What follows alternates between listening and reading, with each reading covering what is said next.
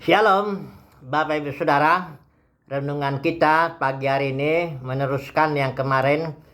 Tema kita tentang memelihara taman, tema kecil kita memelihara taman. Adam itu dan Hawa disuruh memerintah, mengusahakan dan memelihara taman. Dan caranya itu adalah relasi mereka dengan firman Tuhan, ya.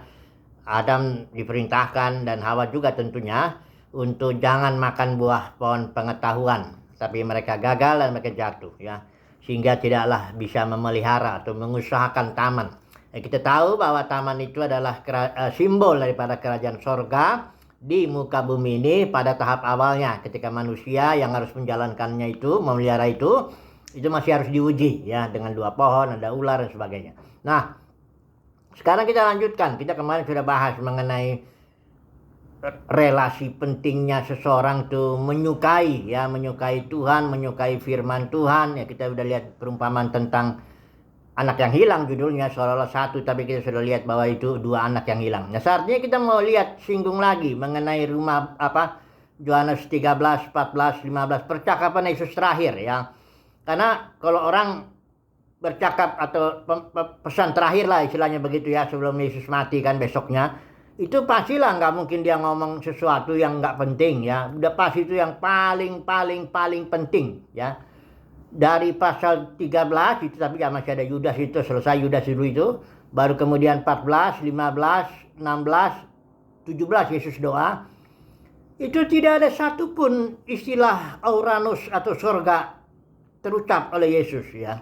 Jadi kecuali di pasal 17 ayat 1 itu karena Yesus berdoa kepada Bapa di sorga, dia berdoa kepada Bapaknya di sorga. Di situ aja, tapi di pasal 14 atau 13, 14, 15, 16, Yesus sama sekali tidak ada bicara soal sorga.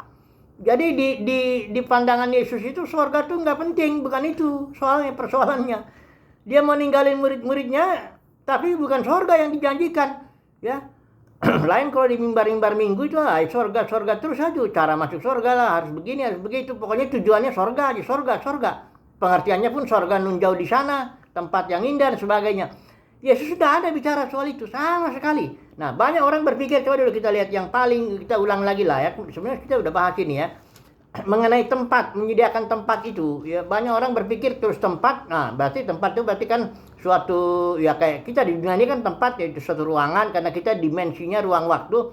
Kita berpikir tempat itu suatu apartemen lah, katakan suatu villa atau rumah Bapak itu yang bagus, yang indah, jalan dari emas, dan kita di sana akan tinggal nanti selama-lamanya. Itu bukan begitu maksud Yesus itu tempat. Coba dulu kita lihat, ya, kita ulang dulu ini sebentar, ya. Janji Yesus, ya, ayat 14, ya, Yohanes 14 itu. Di rumah Bapakku, nah jangan langsung berpikir itu tempat, ya.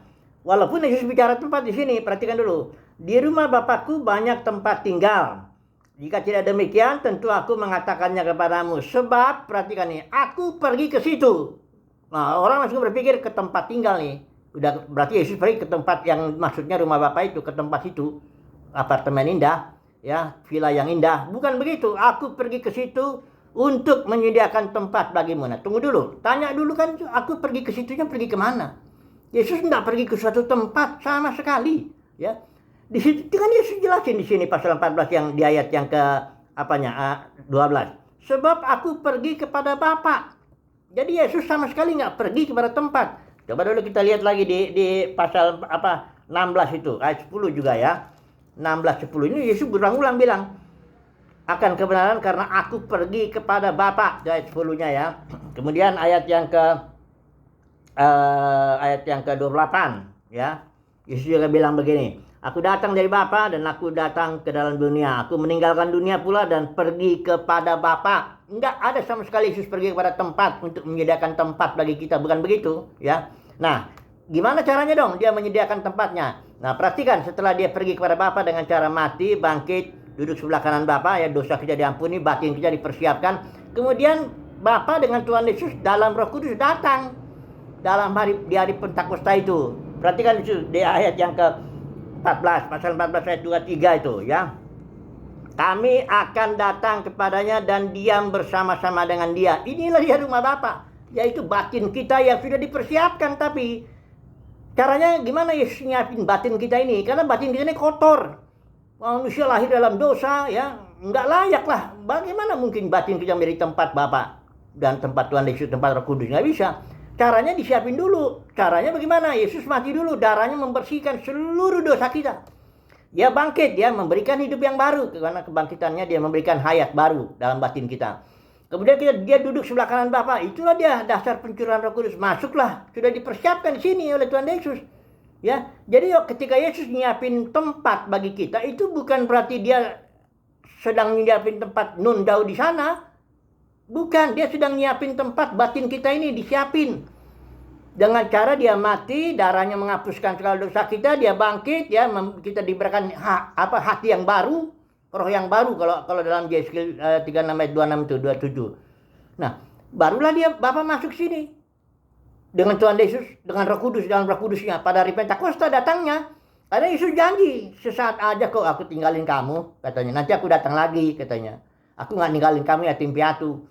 Nah, kalau Yesus datangnya nanti kedua kali, sekarang belum datang, terus murid-muridnya pada mati. Janjinya nggak digenapi dong. Enggak, Yesus datang lagi dia pada waktu hari Pentakosta itu bersama dengan Roh Kudus. Datang masuk ke dalam batin kita. Jadi batin kita inilah rumah Bapa.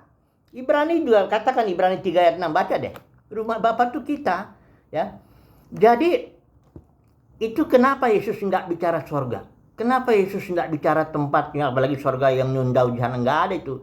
Karena Yesus bicara kita ini relasi kita, hubungan, relationship yang penting antara kita. Makanya Bapa, Tuhan Yesus, Roh Kudus datang masuk dalam kita supaya relasinya kita nyatu bersama dengan Bapa. Itu yang relationship itu yang paling penting. Hubungan kita dengan Bapa, hubungan kita dengan firman-Nya itu yang penting, ya. Kemudian Yesus bicara lagi, ya, tentang Roh Kudus, ya. Kemudian dia bicara lagi tentang dunia membenci, hati-hati, ya, katanya. Kemudian dia bicara tentang pokok anggur. Itu juga relasi. Akulah pokok anggur, engkau ranting-rantingnya. Itu kan relationship itu kan. Jadi seluruh dari pasal 13, 14, 15, 16, Yesus bicara satu poin saja. Hanya caranya beda-beda, ya. Satu poin yaitu relationship. Hubungan kita dengan Bapa. Ya. Itu makanya memelihara taman, memelihara hati, jagalah hatimu dan segala kewaspadaan, katanya. Itu artinya kita menjaga batin kita karena di sini rumah Bapa. Di sini Tuhan Yesus. Di sini Roh Kudus. Kita baiknya Roh Kudus, ya. Itu makanya kita harus jaga dia. Ya, utamakan itu, bukan sibuk sana sini, khotbah sana sini, apalagi banyak motifnya nggak benar. Apalagi di dunia kekristenan kalau orang masuk ke dalam pelayanan, ada di situ mulai itu. Ada uang bicara di situ, ada jabatan, ada hormat manusia, itu di gereja mula-mula nggak ada yang begitu tuh, nggak ada. Pak Petrus sudah setelah dia khotbah 3.000 orang bertobat, dia bilang emas dan perak nggak ada padaku. Betul, dia emang nggak punya emas dan perak, betul. Coba kalau dia khotbah 3.000 orang diminta perpuluhannya, udah langsung kaya dia. Petrus sudah langsung bisa bikin gedung yang besar sebagai pusat kebaktiannya dia, kumpulin orang situ. Paulus juga bisa itu. Dia pelayanan misi kemana-mana, dia bikin kantor, barangkali beberapa kantornya dibangun sama dia. Yohanes juga begitu, nggak ada. Makanya, saudaraku, karena orang gini, ya. Saya mau bicara terakhir lah barangkali relasinya ini, ya. Relasi, masih ada waktu sedikit. Relationship. Ya. Alkitab ini banyak orang bilang Alkitab firman Tuhan. Saya masih tunggu dulu deh. Betul, memang Alkitab itu tulisan yang diilhamkan Tuhan. Tidak ada salahnya dalam teks aslinya. Perjanjian Lama dan Ibrani, Perjanjian Baru itu Yunani. Tapi masalahnya batin kita nih, frekuensi kita ini dengan kita nih hubungannya ke sini. Ini sefrekuensi enggak ini? Karena Yesus bilang, perkataanku adalah roh dan hidup. Alkitab ini roh dan hidup ini. Ini bukan hitam di atas putih. Kalau saudara baca ini hitam di atas putih, mati. Karena hitam di atas putih mematikan itu, ya. Tapi ini Alkitab ini roh dan hidup. Nah, masalahnya batin kita ini cocok nggak relasinya nih, relationship-nya nih. Kalau saudara, ya, batin kita misalnya, ya, batin kita cinta uang. Ini ada pengkhotbah banyak di dunia kekristenan, cinta uang. Kelihatan tuh dia hamba mammon, karena khotbahnya pasti uang larinya. Kelihatan kok dari gayanya. Udah nggak usah, dia lomba-lomba lugu itu bisa nggak ngerti itu. Saya juga heran tuh, ya. Misalnya begini, dia udah cinta uang. Dia akan cari dari Kejadian sampai Wahyu perkara tentang uang banyak sekali untuk membenarkan batinnya yang cinta uang itu. Ya, mau bicara persepuluhan, mau bicara buah sulung, mau bicara janji iman, apapun juga. Saudara, Alkitab ini bisa membuktikan apapun. Saudara mau punya istri banyak, Bisa kok, semua dia perjanjian lama, nggak ada yang istrinya satu. Ya Abraham aja nggak ada satu, Daud juga, Salomo asal yang terlalu banyak, jangan 1000 lah gitu ya.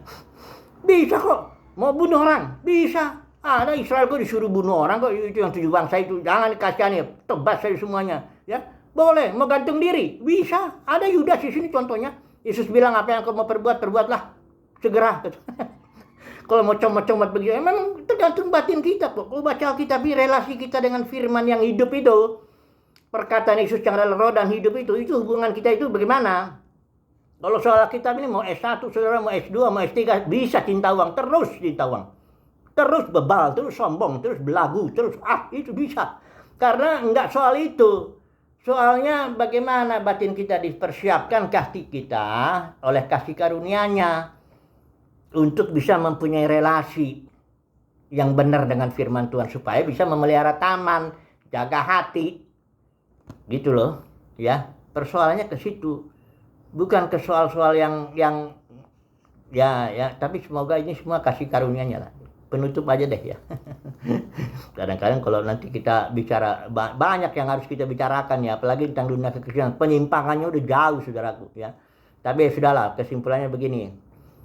Semoga saudara dan saya kembalilah mendapat kasih karunia supaya batin kita ini dibentuk, diproses, dipersiapkanlah supaya kita punya relasi dengan firman yang hidup ya, bukan dengan Alkitab hitam di atas putih, dengan firman yang hidup, karena perkataan Yesus itu adalah roh dan hidup. Itu Yohanes 6 bilang begitu ya. Nah, kalau kita nanti sudah dipersiapkan hati kita, nah barulah kita bisa menjaga hati kita, memelihara taman Eden kita, ya, kita memelihara kerajaan surga di muka bumi sampai nanti dia tertampil di muka bumi ya. Kerajaan surga itu datang ke muka bumi ya. Semoga ya saudara dan saya terus mendapat kasih karunia itu di hadapan Tuhan. Haleluya. Amin.